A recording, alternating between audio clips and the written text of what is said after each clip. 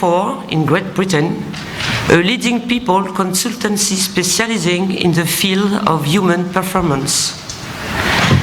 Lane4 is committed to research in sport performance because their founder was an Olympic gold medalist. Alison previously worked as a human resource director in financial services, retail, and pharmaceutical sectors. She is a qualified sports psychologist with a strong background in understanding culture, behavior, learning, and performance. She conducted a study on what coaches needing from coaching and to say as a coach. This study looked particularly at the issues that cause women to drop off coaching. I have also the pleasure to present Fionnuala Barnes, who works 1 year in Lane4 and did the research with Alison. She will join to facilitate the session. Alison and Fiona, I keep you the stairs.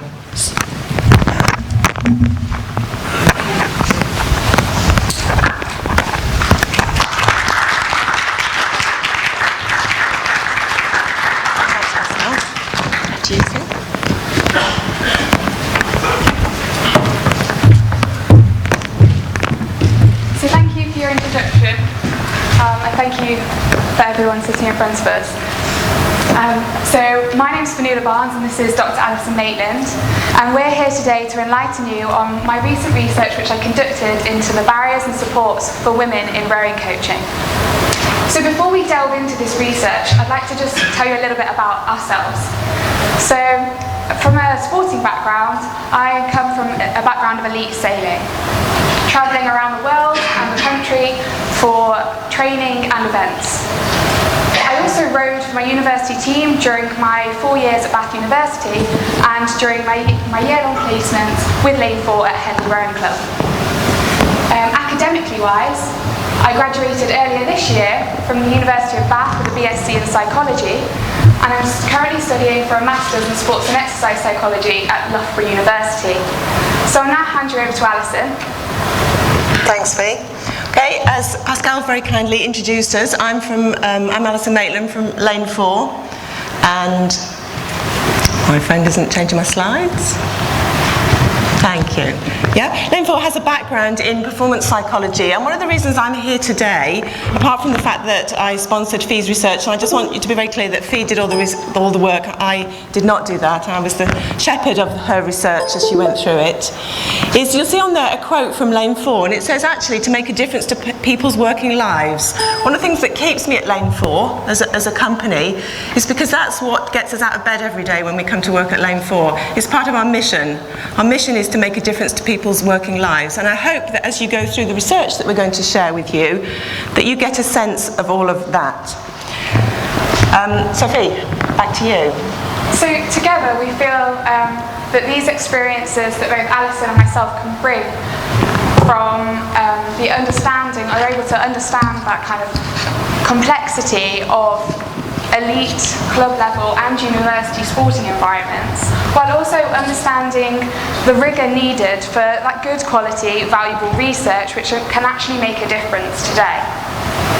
So just to give you a little bit of an outline of the session, kind of before understanding why we're here today, why gender inequality and gender equality, we'll go into the research methodology. What did I actually do? How did I conduct this research? And then finally delving into the research findings and what was obtained. We'll then move on to the second part of the session, which will be a bit more interactive.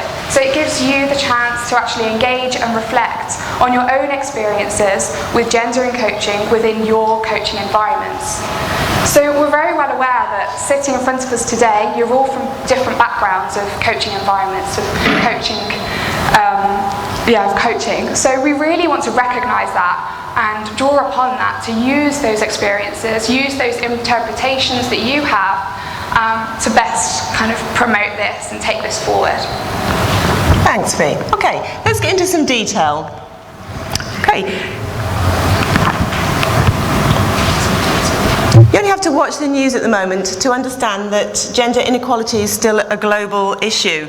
Might be in education, might be in sport, might be in the work environment. History catalogues the struggle that we've had in terms of trying to get to be recognised as women and have some opportunities to be treated equally. So, for example, the World Bank published a report recently of 173 economies. Out of 173 economies, 155 of them had at least one law which impeded the ability of women to work. Sometimes change takes a long time. You'll have seen in the news recently as well that women have just had the opportunity in Saudi Arabia to drive, something that the rest of us take absolutely for granted. Now, whilst great strides have been taken in most areas of society, there continues to be an imbalance in the representation of women within sport. And we all know that that gender gap has gradually decreased and become smaller as we start to see a more equal sporting makeup. And within rowing, we know there's been a drive for that gender equality, as we see that now we have equal numbers of events in the Olympics for men and women. And whilst participation in sport, certainly in the UK in rowing, that's pretty equal now in terms of the number of men and women participating in our sport, the gender balance in coaching is somewhat different. So take a look at this slide. This shows the percentage of qualified coaches in the UK. One half is men, one half is women. Probably not too difficult for you to work out which one is which. I was quite shocked when I saw this slide. Fee shared this with me. Only 18% of qualified coaches across all sports in the UK are women. 82% are men. It shocked me. So it got me thinking, okay, if I look in the world of rowing, and I recognise, as Pascal said, you come from all areas of rowing across all sorts of different countries. You represent the world of rowing. So how could we just take a snapshot of the world of rowing and look at what the gender balance was for women and men in coaching? So we did what we do best, Fee and I, as scientists and as researchers. We thought, okay, we'll get some data. What data can we easily get? So we've looked at the elite level, because that's really the only good data that we have in rowing to have a look at the balance of coaches. So we did a little bit of fishing around the internet. And so firstly, we thought, okay, let's find out who are the top coaches in the sport. So we looked back on the FISA World Rowing nominations for the last 4 years. And we pulled those up and thought, okay, who are these people? These are obviously people who are very successful in our world of rowing. And then we thought, okay, we'll look around some of the larger federations and teams, pull out some of the head coaches from that environment. So we've come up with a basket of coaches here, and they're on the screen.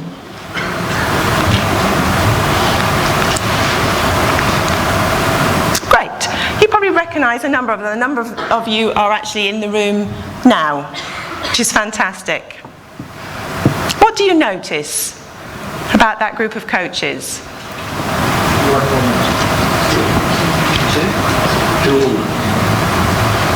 There are 3 women on that slide.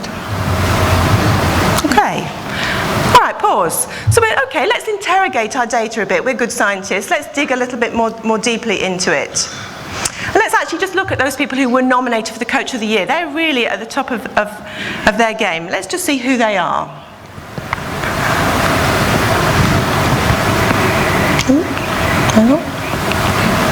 Okay.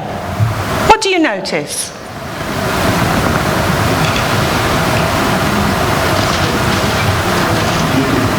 Okay, then we thought, amongst this group of coaches, obviously clearly at the top of our sport, let's look at those people who are coaching women. Let's flip the lens and just challenge the norm a little bit. And let's see. No?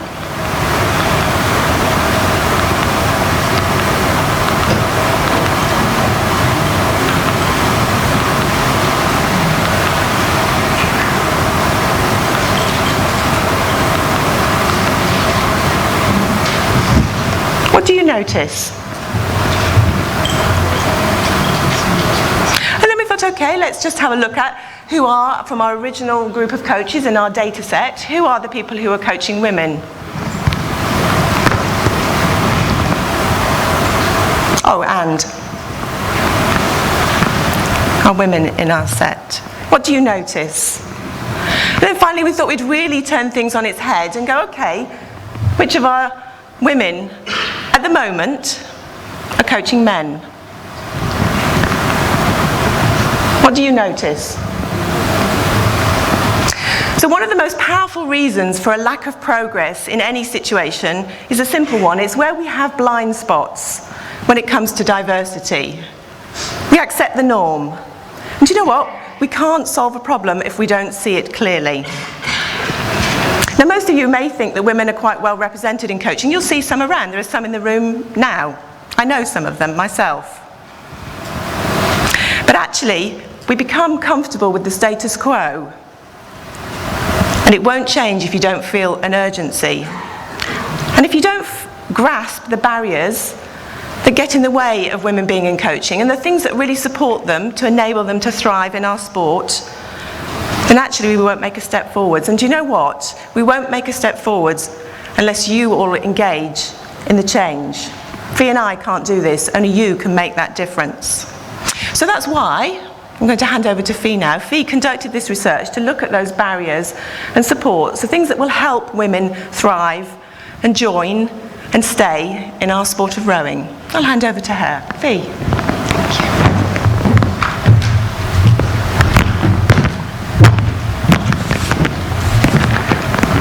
Thanks, Alison. So I hope you're now all engaged in the fact that actually this maybe is a problem. So how did we explore this? Let's have a look at the methodology I used which underpinned this research to how I got to the barriers and supports that women in rowing face.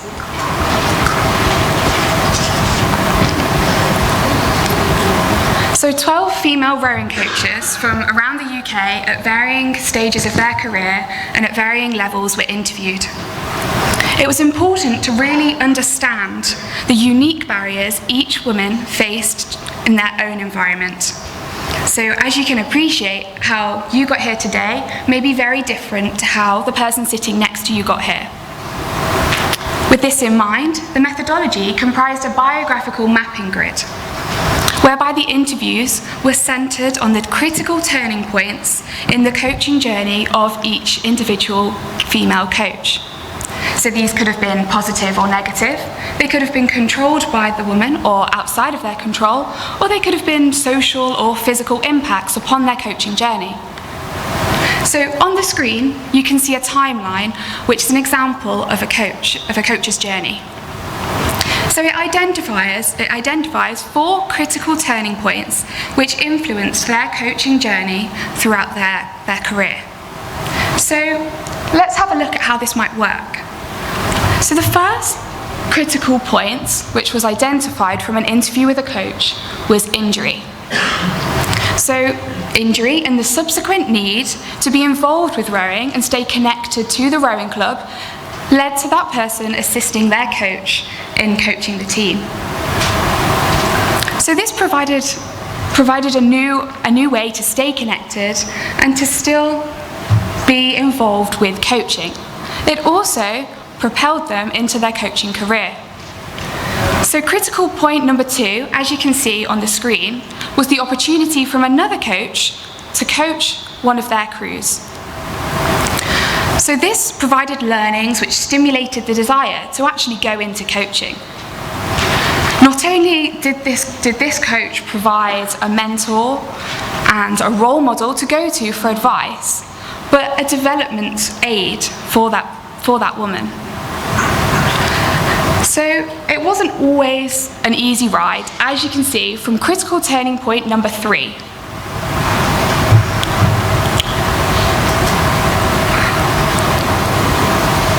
So critical turning point number 3 occurred when the coach actually moved rowing clubs. Upon deeper analysis during the interview, it was reported that this was due to the repeated experiences of casual sexism within their coaching workplace. By many, this could have been concealed by casual humour. However, this was actually greatly impactful upon their coaching journey and stimulated their move. Rather than encouraging the development, this belittling and undermining of their skills and potential as a coach resulted in the outcome. So critical point number 4 came when the partner of the coach had a new job, which meant that the coach needed to now look after their children in the mornings when their partner went to work. So the coach found these obligations outside of work now hard to meet because of the inflexibilities within that coaching environment. This resulted in having to drop a crew which that coach had been working on for half a season, and also a huge drop in motivation to continue with this coaching. So the methodology used, as you can see, really gathered a deep understanding of these critical turning points which influenced each individual coach in their own coaching life. So can you just take 2 minutes to think about actually what your coaching journey might look like, how each of you have got here today, and what would be your 3 critical moments in that coaching career pathway? So just have a think about that for 2 minutes. You can talk to each other as well, that's allowed.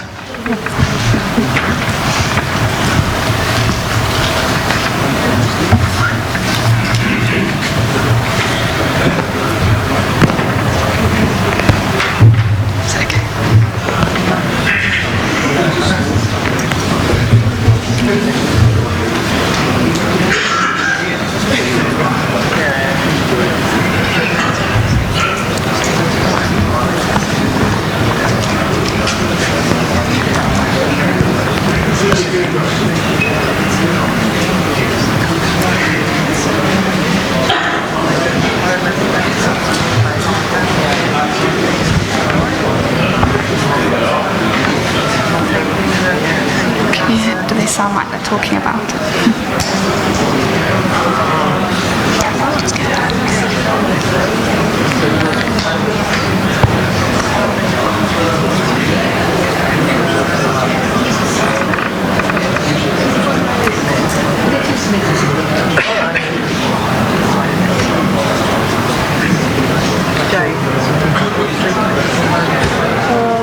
Well, I always knew that I wanted to become the moment I started on the university. Because up until that point, I thought I had a desire to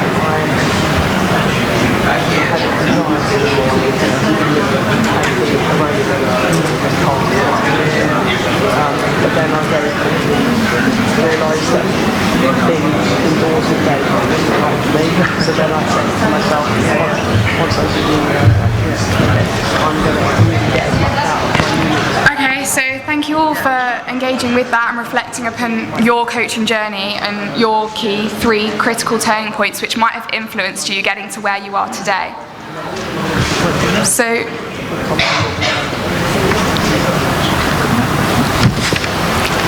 now we've understood how the research was gathered, let's move on to the findings which were obtained from these interviews.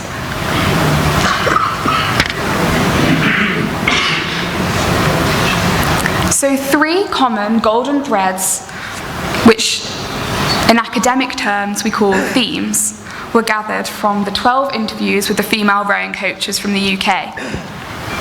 These were club culture, the club operations, and the identity of a coach. So it's important to note at this point that the relationship between these 3 golden threads is intertwined and complex, as you cannot disassociate one from the other. It's also important to note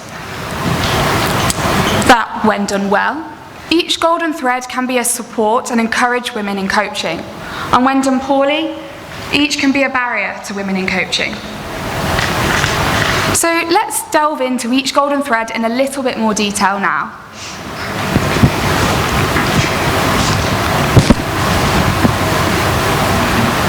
So the first golden thread identified was club culture.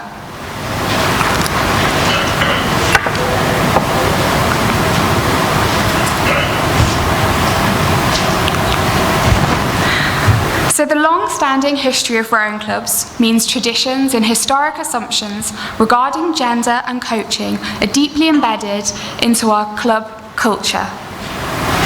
So this thread encompasses two key factors, which are made up of a variety of elements.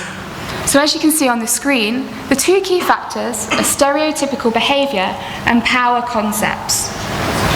Again, underpinned by these varying factors. So due to time, I'll give you a couple of examples of how each factor encourages or discourages the club culture from welcoming or hindering women.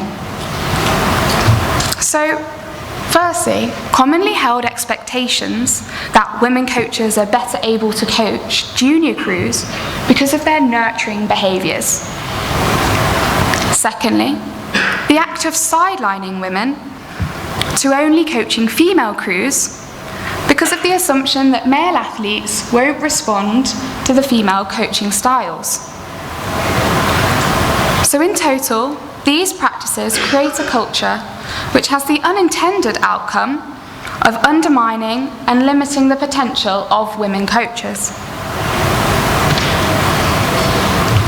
So to bring this to life, I'd like to show you one of the extracts from one of the interviews conducted, and it exemplifies this golden thread.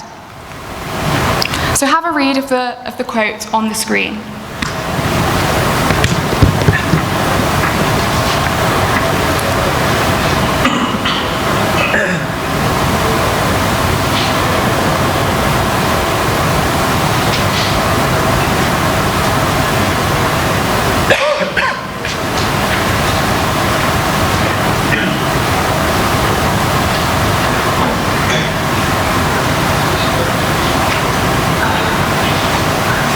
So this quote suggests and shows the way females are expected to behave in line with the stereotypical behaviour embedded into the culture of rowing clubs. Just to really bring this to life, I'd like to show you another quote.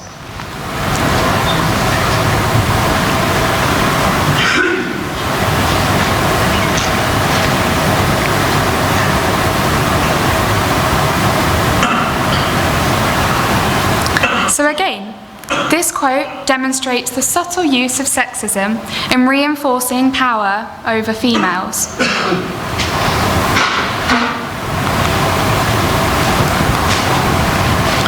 So to create a shift in behaviour, overcoming these potential barriers that females face to coaching, we need to consider what we can do to encourage female coaches. So have a think about these questions on the screen in relation to your own club culture. So firstly, have you made assumptions about what a coach can and cannot do? Consider whether your club offers any opportunities for coaches to coach across abilities, age, or genders. And thirdly, have a think about how your club views how female coaches behave and coach.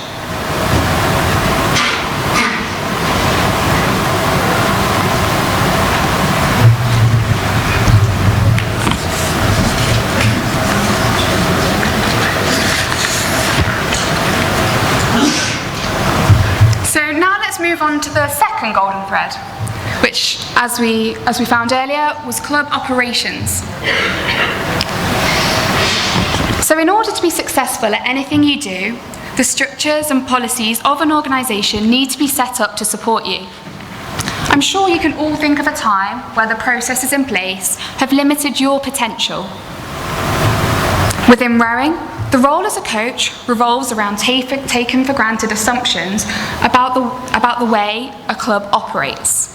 The roles of a coach and the working hours, for example. So this second golden thread recognises this and is concerned with the operations within a club. The two key elements making up this are job characteristics and role clarity, which again are underpinned by a range of elements. So, for example, a lack of flexibility within coaching structures limits teamwork within a club. It makes it harder for responsibilities outside of rowing to be fulfilled, such as looking after a child, as we saw earlier. Another example of operations acting as barriers for coaches revolves around the recruitment. As humans, we have a natural bias towards those who are similar to ourselves. Considering this domination of men in coaching within rowing, as we've established, this therefore suggests that men are most likely to be recruited into the coaching positions as they demonstrate the most similar traits to ourselves. So, the lack of adaptations to women in club operations around these factors greatly hinders women seeing coaching as a viable career. So, as we saw earlier, there are extracts from the interviews which really underpin these. Have a read of this quote.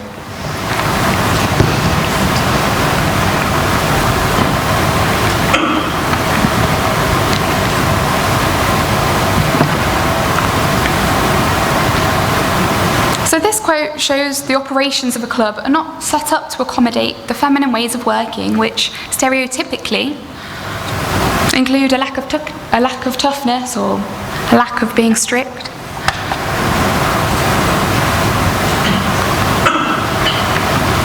And what about this second quote? Have a read.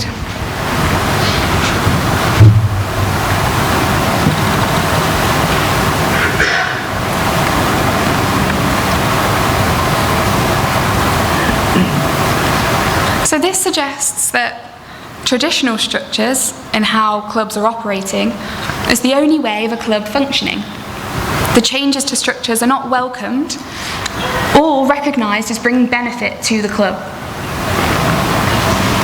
So again, what could you do to overcome these barriers and to set up your club operations for success? So maybe you could have a think about whether your club's setup of the coaching role meets the needs of both the coach and the club.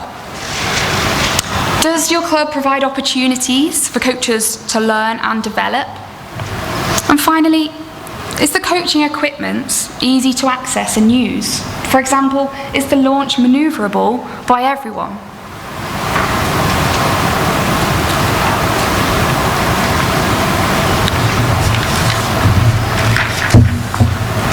And so finally, moving on to the final third thread, which was gathered from the data, a sense of identity an individual has towards their role as a coach. So a strong sense of identity with your profession maintains motivation and is fundamental to job satisfaction. The need to feel valued, in control, and supported by your club is crucial for developing this sense of identity as a coach. So, sense of identity is made up of two key factors: the need to be engaged in meaningful work and the connection with your coaching role and also with your wider coaching environment, whether that be other coaches, your athletes, or the governing body.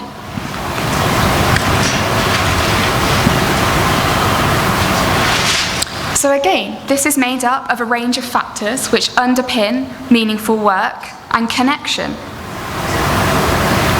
For example, the interviews captured how the presence of a role model or a mentor can be hugely motivating for women coaches, providing someone able to observe, learn from, that is similar to themselves. However, equally, the lack of a mentor can hugely hinder the progression of female coaches, where they find a lack of direction or feel a bit lonely and a bit out of it. Secondly, the recognition of coaching achievements and milestones, however big or small they may be, can help foster coaching identity in feeling that their work is of value. So again, here are 2 interview extracts which illustrate these points.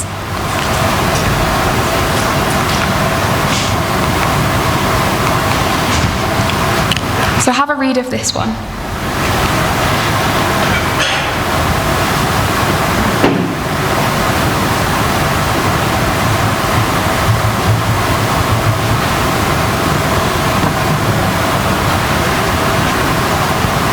So it suggests that there's limited independence and support actually given to this female coach.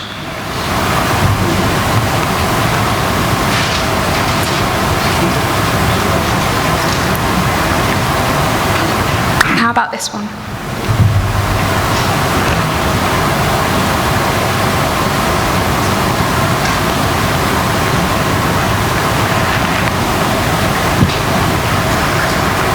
So this second extract demonstrates the limited recognition of what a female actually brings to the coaching environment.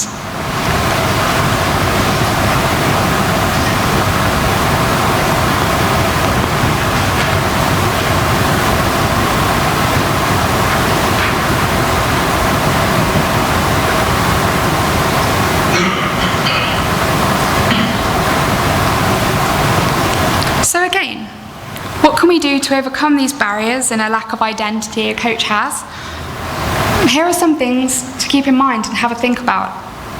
So does your club or the managers within your club have any significant members who inspire, build belief, recognise efforts and challenge your coaches to improve? Are all your coaches in the club aware of a goal or mission that everyone can strive to work together to achieve? And can you develop a system whereby role models or mentors, either from within your club, from other clubs, or from other sports, are provided that coaches can look up to, confide in, and learn from?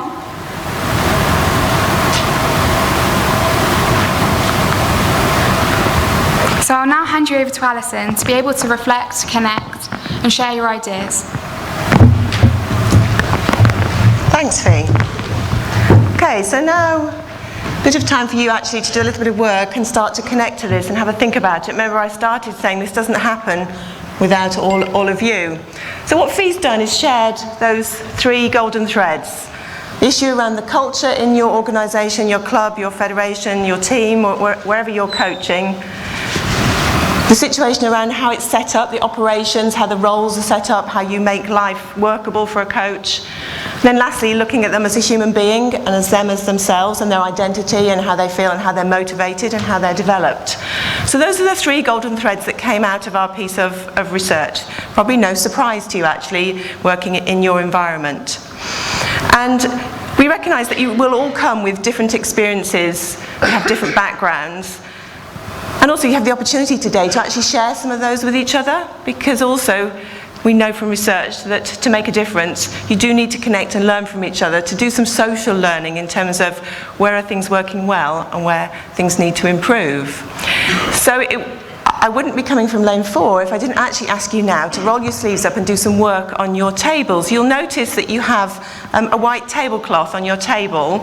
We've carefully undone the beautifully way it was organised this morning when we came in and put a lovely white tablecloth on and some pens. You can actually write on those tablecloths, and actually we'll gather those in later.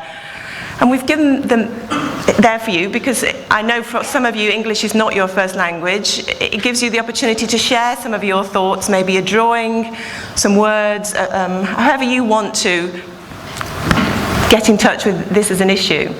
So on your tables you'll find you've got a sheet. There's a nice green one there, I can see there. So you've all got a sheet for one of the golden threads. There's a purple one, a green one, and a blue one on your tables. So we challenge you to take a look at one of the golden threads on your table and have a discussion. I have 4 colleagues, if you'd like to stand up. 4 colleagues from Lane4 here. They're over there. They're going to come around your tables. You have some marker pens, so you can write on the thing and just have a conversation. And we're asking you to have a conversation. Just hold it for a moment. Just have a conversation about 2 things. So actually, where have you challenged current practice and maybe done some stuff that's encouraged women in coaching in your organisation. So that's the first thing. You might want to draw a line down your tablecloth and record it on 2 different halves. That's up to you. So firstly, where have you challenged the norm, challenged all those things that Fee has shared with you, and done something different to support women?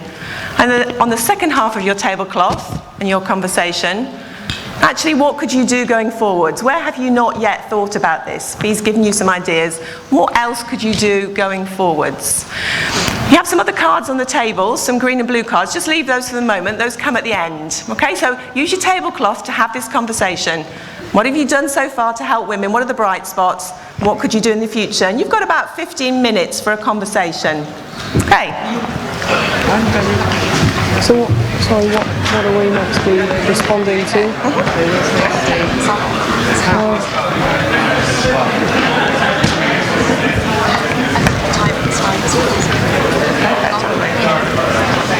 Okay. Should we write it down? Go around as well. Do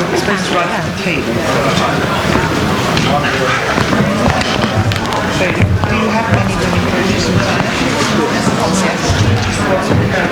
You've got your last card, whatever you need, and we'll set ourselves up. Yeah. It's me now. It's me next and then you last.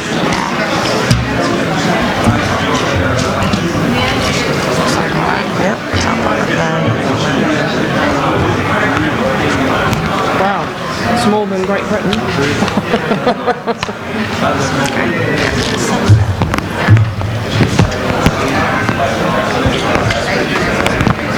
See, that's almost balanced. Yes. What about, which country are you from? Oh, right, so what about in the So we've about 15 minutes before we go back on stage, okay? Let me know.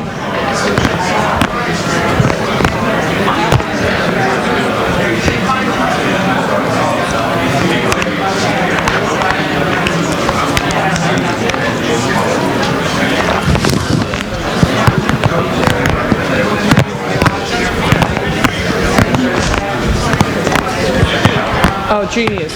Yes. Yeah.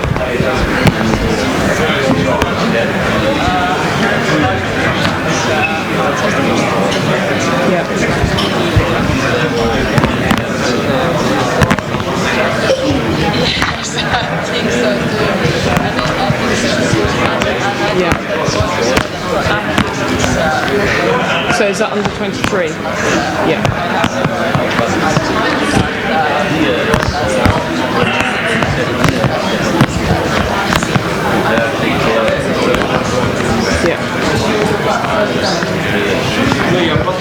So to be in charge of... birth week. I sit on this table. We were talking about it Oh, that's a today. step in the right direction. It is. Because that'd be the equivalent We of were peak saying shepherd, actually, wouldn't it? So, Yeah.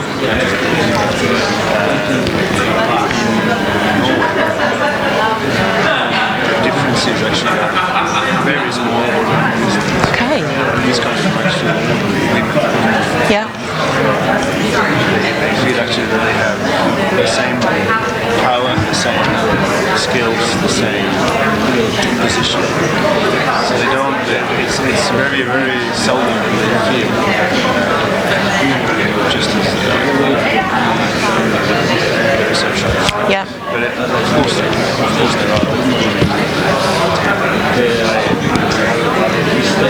I'd say it's very, very seldom. It might be because our federation has started the program women have So a woman has to be better than a man to be And what about respected. the guys on the table? What's your Yes. kind of take on the culture that's in your club? So the federation is actually paying for young women coaches to get mentoring. Okay, great. And get into some sort of course. Several coaches from different schools come together. Yeah. And we need to share their passion and experiences. So it's actually And how long's that been going on for? That's great that it's actually supporting kind of everyone. It's like more inclusive. Yeah, kind senior of, it might be a very, very big difference. Obviously, this research was conducted within the UK. Brilliant. We hired a new Right, okay. That's brilliant. Yeah. position. Yes. She's going to have responsibility Okay. Yeah.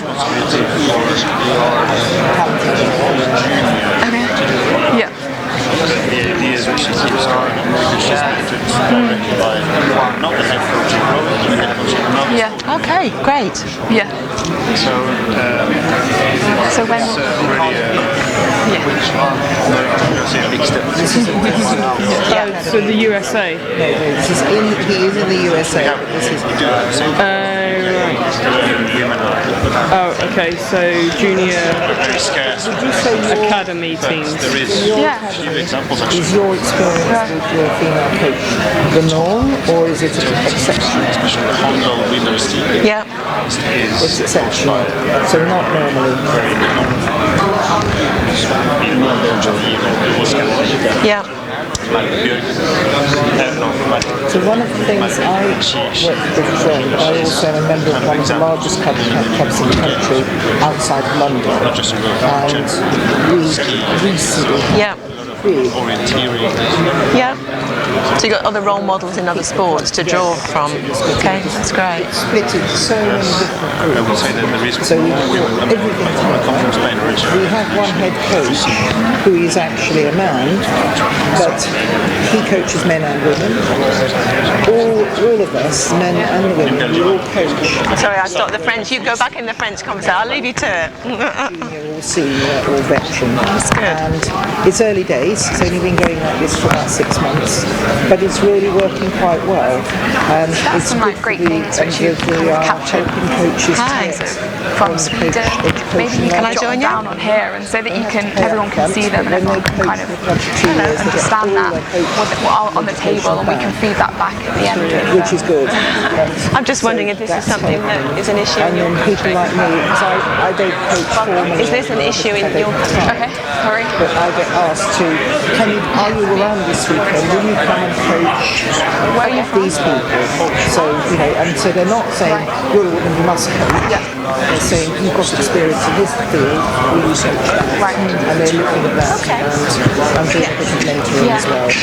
So, but that is it's a very big club, it's not a country, but I think in our club, Have you done something that's made that movement? which is exceptional. It doesn't happen very often. Having said that, one left the job after 3 months. because Yeah, she so felt you're the kind of, pressure she was being put what you're under bringing by there is the actually more committee. related to the sense of identity theme that came out from the research rather than, say, the culture which is on the table. Yeah, I'm the only female So it is that kind of, like you say, coach how on the can we get senior people to national team. understand And females, I to came on understand that board coaching is a viable career. full-time, You know, I can do this. in March This of can this be year. for Up until the that long point, term. This I isn't was just sort something of, which I'm doing on the side on a split my time Saturday equally morning while my between kids are growing as Leander well. Club, where I was So running it's a about group really of females creating that in order to meaningful get work into the national and getting team. people to connect with it. Because, like, you know, And then I'm I was sure sort of you've half-time probably with the had other national jobs on the team. side, either when you were growing up or And whatever. But that if you didn't feel allowed me connected to it, to learn you didn't feel everything about connected to that job, the team you didn't from a think coaching your work point was of view, so that meaningful, when I made the transition you're not going to carry on. full time, it was very Yeah, straightforward for definitely, me. yeah. I also so had it's about the how can you stimulate experience that of inside being of an athlete coaching. myself How on you the go, senior you know team what, for the best this part is of great stuff, what 20 we're doing. So years it's or about so. that recognition. So Like I I thought said, a lot even of the my smallest of experiences achievements, as whether an that's athlete on the team getting a new and team, balance that whatever with that might be, just my learnings as a recognising coach, the variety that everyone is to bringing help within the whole coaching mould me environment. as a coach, and that's been really useful. So there's a range I of coached those, the women's elements group. which make up I wouldn't have any kind of qualms factors which underpin coaching men because that my sense of head identity coach at which Leander Club we're actually talking about there. That made is, me you know, it's do a great. year of Great. coaching Got the men, coaches that maybe and have got a foot in the door. in But fact then, it was do easier you have any coaching women women coaches how do you get on many do levels, this? and I had no problem In the juniors, not yet at senior the level. respect I got from them. a different point never to maybe thought what once. Are you from Sweden as well? About Sorry. the fact that they were males Finland. and I didn't So that's change quite my very style different of to coaching what in you're any sort of way. saying is around. And What about And evening kind of had clubs? push Are there nothing any women other in than Sweden the coaching utmost male respect from the male cruising rowers. clubs? And it was very. Do you it was have any very female coaches in good clubs? learning experience and gave me a huge Yes, amount you of coach male confidence crews. going forward. Yeah. And certainly I've had a lot of support and pushing forward from all the male coaches that I've worked So I guess with. almost for you it's about So I kind think of I've been one of the how do we get those women to the fortunate top? ones. I think How do we also get I've had them courage to myself be to coaches? keep on How, sort of putting my how does hand that in the happen? fire. So you kind of you've got that equality and there, I but think it actually takes a little you know bit what, of we're going to bravery be coaching the top boats. We're going to be on our kind of part challenging the to norms sort of around put ourselves forward what as who being women's coaching what we would call to the what trailblazers. level. And then I think once we pave the way, then more will see that it's possible. So I let you kind of Not enough, again. not enough. And anyone, Is that any questions? one or two, and I'm taking them Which is on good. board. You can get your hands around the whole group. So One of the things I do as a coach educator at the top level Thanks. is I run, or try and run, it's a bit like herding cats, but I'm trying to set up a course for coach education at Caversham for the team members. I've done one already, so that when they leave the sport, No worries. We've got 5 minutes. So what did those discussions surround on? I've just talked to Jane about it, would she encourage her squad? We've got Australia, GB, do you have any other? Canada? Because on the last one we had 8 men, so we would like the balance to be a bit better. Yeah, so what were your Just with discussions coach around? education, so I you've run got, high-level coach education in this country, and I run 2 courses. No, I mean, not really. And I hope from the research you don't get the feeling it's about direct discrimination. Yeah. That's the most I've ever had in Yeah. 1 year. Yeah. Okay. Yeah.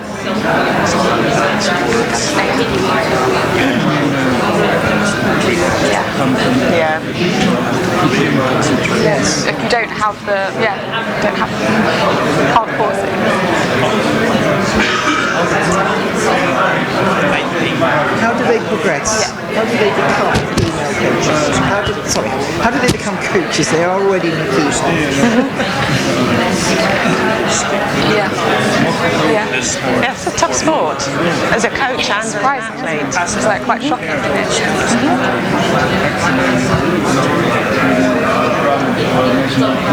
Yeah. Yeah.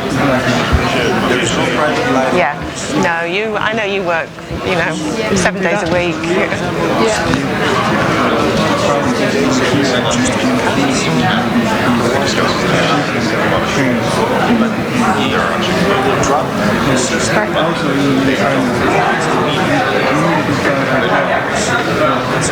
Okay, interesting. Thank you for sharing that. Appreciate that. Would you be able to a new maybe vision. suggest a reason why that is? That's all. Oh, well, All the things. yeah. I live near about 5. Oh, goodness. Okay, thank you very much for sharing that. Appreciate that. Yeah. So there's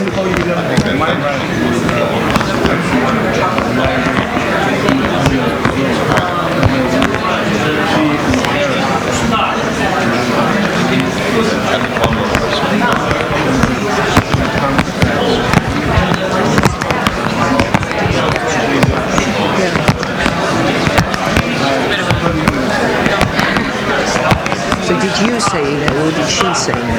Do you have any roving? You just got the one, or Plenty. Is this the moment when you have a panel discussion? not a panel discussion, but we might ask people from the table, so it'd be great. she's your wife. Yes. Probably 4. I can give it to the. Is there? Give you.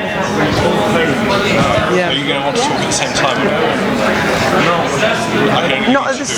Yeah, that's fine. I can give. Yeah, I give one to Julia about. Do you know where it is? Just sit here on the table there. Okay, right. I'll give this to the lady. Going to pass Thanks for feedback. If someone speaks, would you give them a mic? Yeah, there's another one.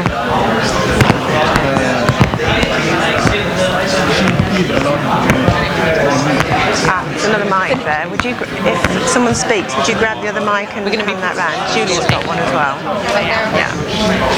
Take the. I think that's a really valuable comment as well, because just as your coaching experience takes time, also to make any kind of change in any of the areas that we were talking about also takes time. So I think that's.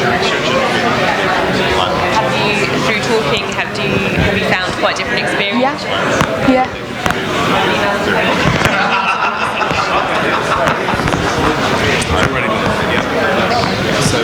Definitely that's a huge one, yeah.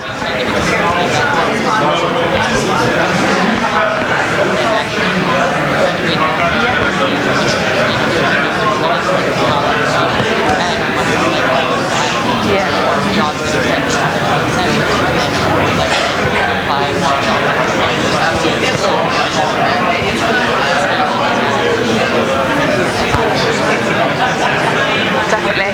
And it's being aware of things like that, and as I kind of draw upon a little bit, and you mentioned about the recruiting experience, as humans we do have a natural innate bias to people that are similar to ourselves. If you think about maybe your friends, they're probably quite similar to you in a way. And that's a very kind of deep within our within ourselves.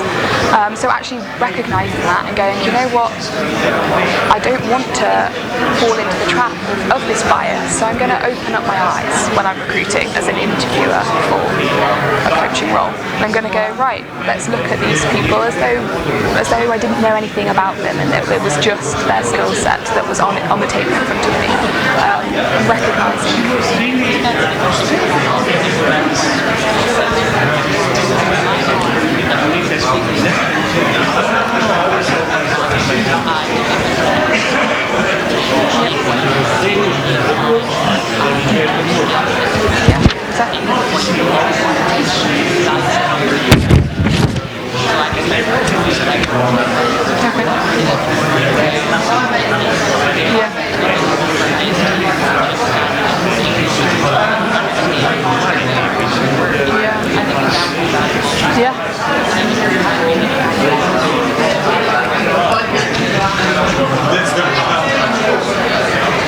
It's like you said, it's about diversity, isn't it? It's about having the different abilities, different skill sets coming in to all create this high-performing environment which you can all enjoy and thrive off each other, learn from each other about these different things, rather than, so the insights, I believe, is that the red, green, yellow and blue. So you don't want a load of reds, do you? Like, you need a few greens and a few sunshine yellows in there to kind of make that a little bit more enjoyable. So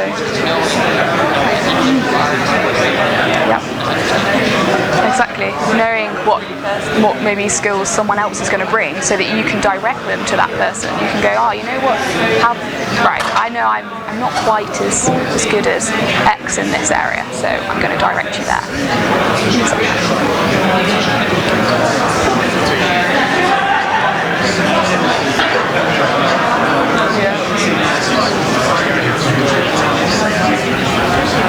Yeah, exactly.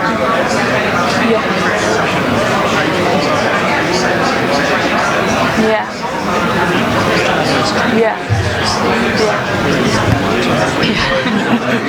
And that's a great thing to have in the back of your mind, because sometimes we don't remember that as you're deep in an interview process and it's all stressful, and you just want someone that's going to do their job well. And that person, do your job well, that person's probably going to do a good job, but is it going to be a meaningful, valuable job? I hate to interrupt what look like really great conversations going on. Well, I'm conscious you've got a long day ahead of you. So if you'd just like to wrap those conversations up and just come back to now.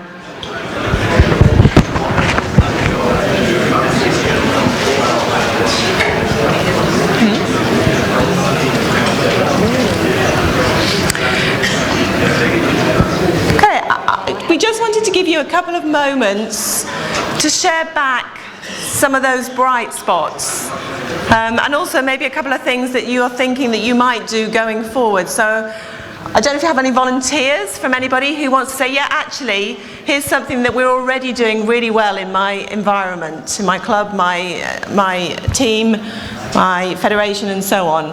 Any volunteers? I've got two ladies with mics. Julia? Yeah, one over there, one over here. Anyone want to volunteer to just feed something back that actually you think you're actually doing something really well? Yeah, thank you. Do you want to say your name and where you're from? My name is Stephen Aiken from Tideway Scholars School. I coach juniors and junior beginners, so the more experienced children help me with the coaching. And over the last 10 years, it's been mainly boys who wanted to do that, but more recently, some of the girls have asked to do it as well.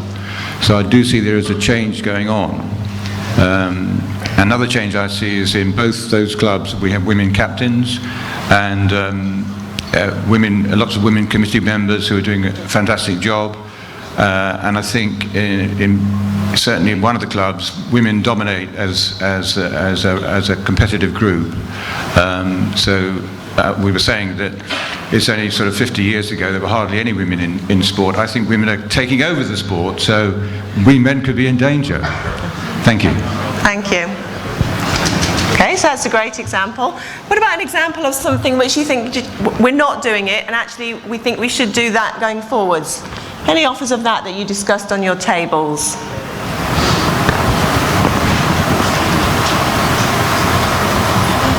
Yeah, Jane. Hey, I'm Jane Hall from the British Rowing Federation. Before I went full-time at GB Rowing, I was actually the women's coach at Leander Club, and during my time there I was encouraged to coach the men for the best part of 1 year, and that was really helpful in terms of boosting my confidence. And I didn't actually experience any less respect from the men that I do from the women, so that in turn gave me a lot of confidence, as I say. And the head coach actually encouraged that and asked me to do that.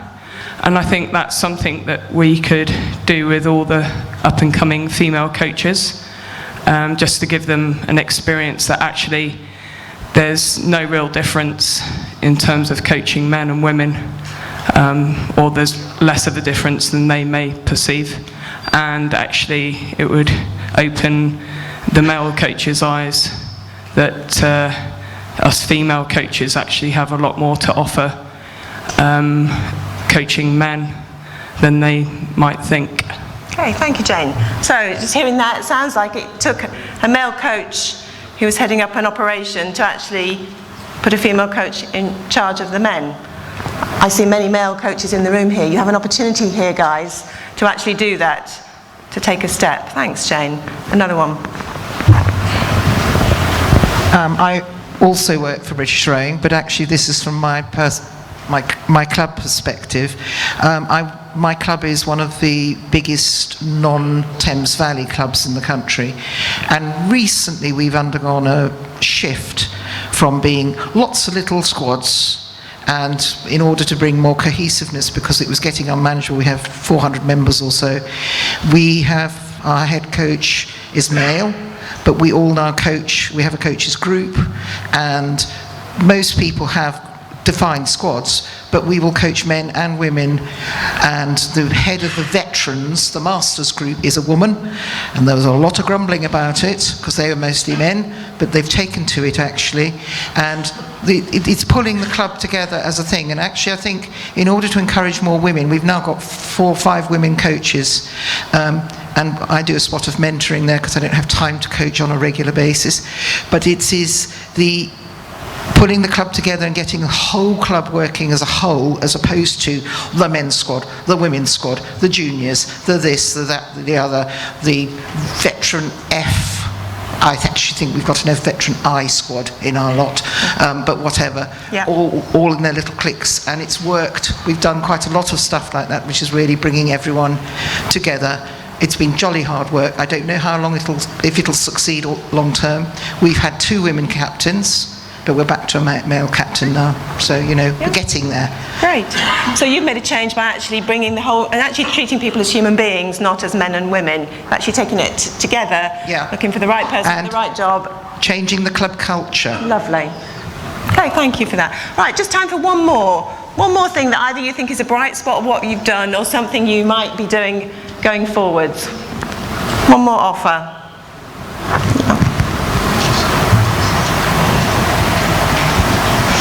Hi there, I'm Colleen Miller from Canada and I'm in coach education. And I think in Canada it's actually a pretty good situation. Our 3 medals this year in junior, under 23 and senior were all coached by women, and we're celebrating them this year at our conference. But we've made a concerted effort with our mentoring programs that we mentor the same amount of women. Our grants, we're cognizant of any funding that we do. But we were talking about it at the table. I think as far as administration and clubs and recruiters, we've got to think about the next generation. And they're the ones that are going to encourage that culture. So getting women into administration or leaders at clubs is going to make a big difference. Okay, great. So that's again going back into your environment and thinking about how do you set women up to be leaders in that environment. Thanks very much. All right, thank you. I know there were some very good conversations there. I'm standing here thinking that you have the opportunity, if you want to, and it's totally up to you, to make a difference to rowing for the next 10 years. Because the actions that you might take today and tomorrow will have an impact for the future. And I hope that you look back at this conference and go, in terms of women in coaching, that was the moment that we decided to make a change. I'm a psychologist. I know that change doesn't happen on its own. I know the first thing you have to do with change is make a commitment. And so what you've got on your table is a set of blue cards. The blue card says, what's your 2018 goal? And it says, in 2018, I commit to. Because we also know from research, you know that as coaches, if you want your athletes to achieve something, you actually ask them to commit to a goal, and you usually do it publicly. Ones we keep in our head don't usually come to fruition. We put them out publicly, they come and actually happen. And you'll see at the back of the room, if you turn around, there are some walls, some brown paper walls, and you'll see a wall that matches up to this. So one thing we're asking you to do for your club, your federation, your country, your part of the sport, is to decide, in terms of this issue, what's the one thing you commit to? What's the goal that you commit to? That if I were to come back to your conference next year, I could look at that wall of commitments and see whether you've achieved that or not. So what's the next step that you need to take, the goal that you need to take? So I'm going to ask you, if you would, to write that down in a moment, and we'll collect those cards from you, or if you want to, as you go out, you can put them on the wall at the back, and we'll leave that there until lunchtime. And then secondly, we know that action and change doesn't take place without you taking the first step in that. So you have a green card, and that's the very next thing that you're going to do. And it might be something that you do today. There are women coaches here. You might reach out to one of them and understand their experience. You might make a call back home to make something happen today. Something you're going to do today that will make a difference to women's coaching. And on the other side of the room, there's a wall there for you to put up your today first steps. So if you want to spend just a moment thinking about that, you can use the markers, there's pens on the table. Just have a little think about that. And then when you're ready, either you can hand it to a Lane4 person or give it to us as you go out, or stick it on the wall.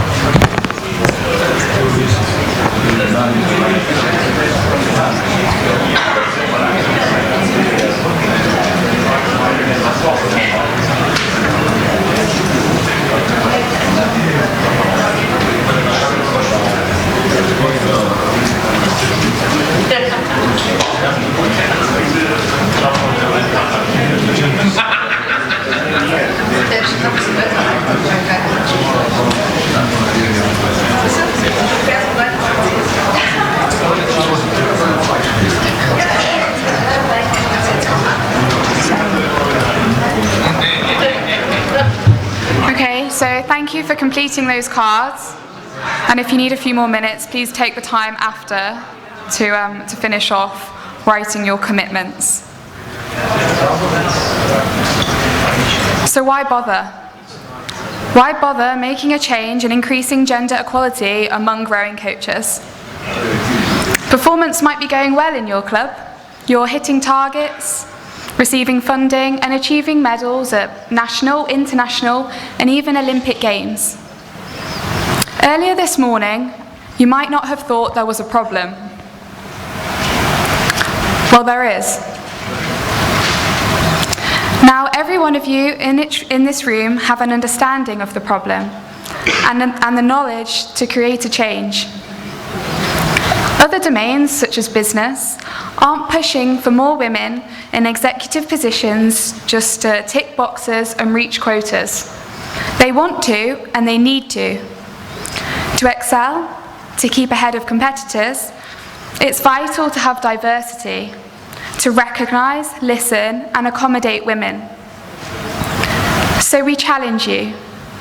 Who can be the country next year who has more female coaches on that slide that we first showed? Who can be the club that has reduced the gender gap by the biggest margin? And who can be the country who has more women coaches attending this conference in a year's time? Thank you.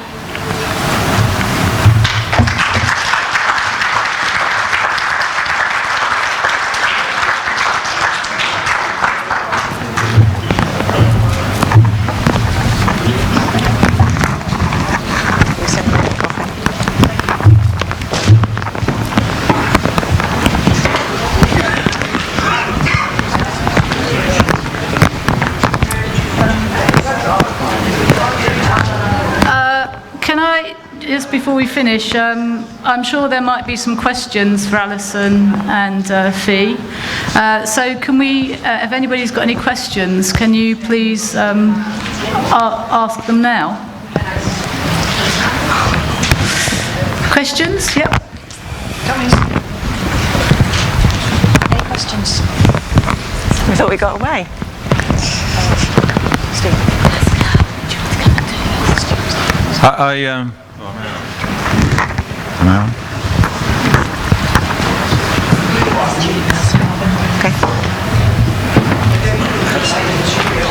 Should be on. Oh, it is on. I wondered, rather like we have a club safety audit, which we have to do every year, whether we could have a female coaching audit. I mean, do you have something whereby a series of questions a club could ask itself to kind of assess where it's at in terms of supporting female coaching? It certainly wouldn't be difficult for us to do that. I guess, Rosie, I look to you as to whether that's something that... if there could be... Whether it needs to be something official at this stage, maybe you could draft something and let me have a copy. Sure. And by all means, we'll give you our details afterwards, and we're very happy to help with that. Thank you very much. Yeah, we can do that.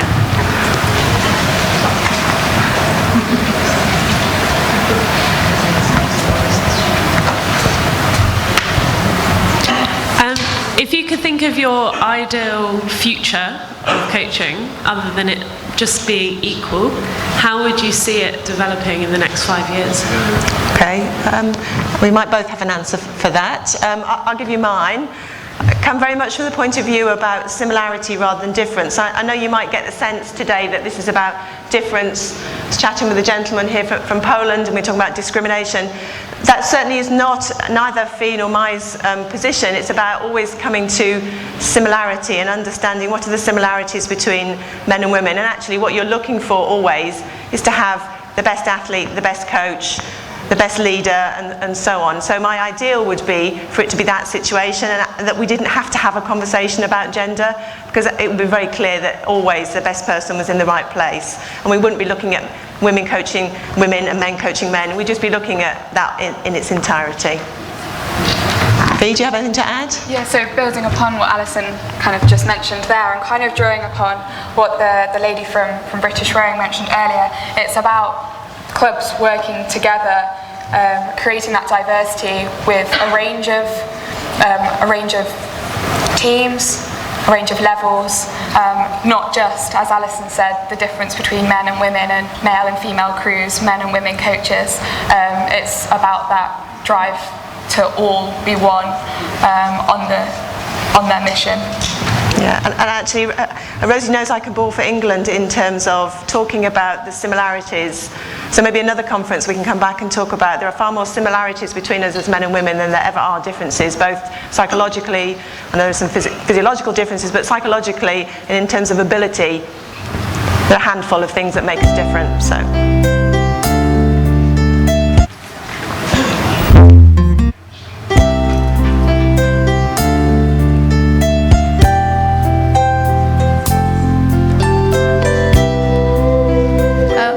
Much. Can we get access to your research so that people can read it in its fullest form? Because obviously you've picked a snapshot out today, and I think people would find it helpful if they could actually look at the research in its entirety. Is that possible? So the research did currently finished an 8,000 word report, so I'm not sure if you're going to want to read an 8,000 word report on this. So far I'm sure we can sort something out in order to get that out to those of you who are interested. I just want to draw back to the article again, which was published earlier this year in the British Rowing magazine, Rowing and Regatta, which kind of gave quite a high-level overview of the things spoken about today, which would be another thing to go and look back at if you've got access to that. Yeah, should we do that through you, Rosie? We can certainly circulate both of those. I think that would be very helpful. I'm sure, actually, you say people don't want to read an 8,000 word research project, but I think some people here probably would. It would give them a much better feeling for the research and what are the barriers for women. The other one I wanted to ask you is, what are we going to do with our pledge wall? So is that for me to discuss with you, how we actually come back and see whether it's happened or not? Yeah, we'd love if you would do that. Okay. Absolutely. So before you put your cards up, we will be asking you next year what you've done. Or not asking you, but just reminding you, because we really want to try and make a change. And also on our table, we captured some things that we feel are going on. Yeah. Will we be able to capture those as well? We'll collect those and return those to you as a summary. Okay, because I think that would be helpful for people as well to know what things are already going on that maybe they could do in their own situation. Yeah, as well. That'd be fab. Thank you. Okay. I have some question. I want to know if you have made this research with other sports, and if you can have a comparison between rowing and this other sport. So the research is mainly, well, my research was conducted obviously within rowing. There is other research out there which is quite general in terms of the UK sport, US sport, and in Canada. That's where the majority of the research comes from. There's not so much at the minute a lot of research into specific sports, which kind of gives this research done within rowing a really kind of valuable and important addition, yeah, because it's something which other sports aren't necessarily doing. So hopefully this will be maybe a bit of a promotion to other sports that actually they could do something similar, and we could kind of compare, collaborate, and look at how other sports and what they've found. Does that answer your question?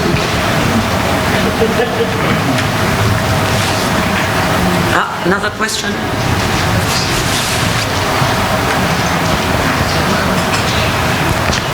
So in the UK, we have a level 2 coaching course, which is pretty much mandatory for coaches to have before they can get a coaching job.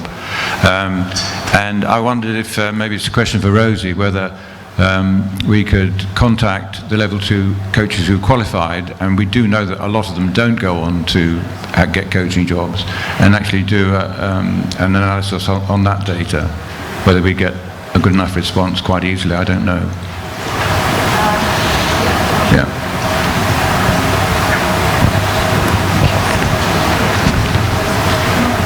Is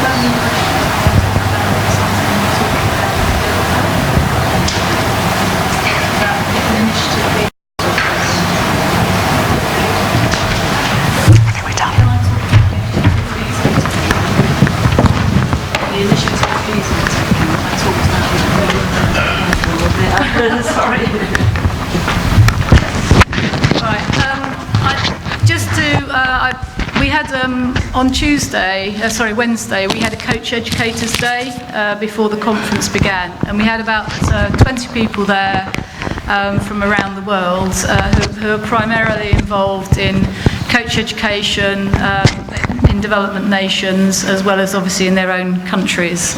And one of the things I presented there, which I thought perhaps might be helpful for you to know what initiative FISA are taking, is that we have identified that in order to support the few women who are coaching at the top of our sport, we need to provide them with some additional skills and probably some leadership skills. And as part of that, we are going to be, we've identified a series of coaches who are coaching either under 23 or senior level, who we are going to support over the next couple of years. And at the moment we've got 5 sports in total identified, so perhaps it comes a little bit back to your question, Pascal, about us working with other sports. So triathlon, rugby, golf, one other and us will be jointly doing a coaching in leadership programme, which we hope to start next year. It was initially raised at the women's meeting at the World Championships, and we've been working with a group of women, which is the Women's Sports Leadership Academy, and they have already been developing they've already started to put this program together very successfully, and we've had quite a few of our sports leaders in rowing through it from around the world. I think we've had about 20 women who've attended that now or will attend this next year. So FISA are actually taking action to try and support the women at the top of the sport, and to try and reach down to the next level to help bring them up as well.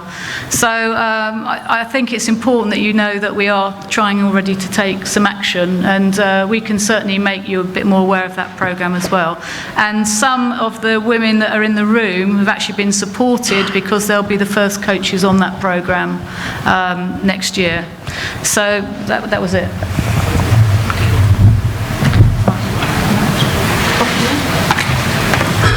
Okay, no more question?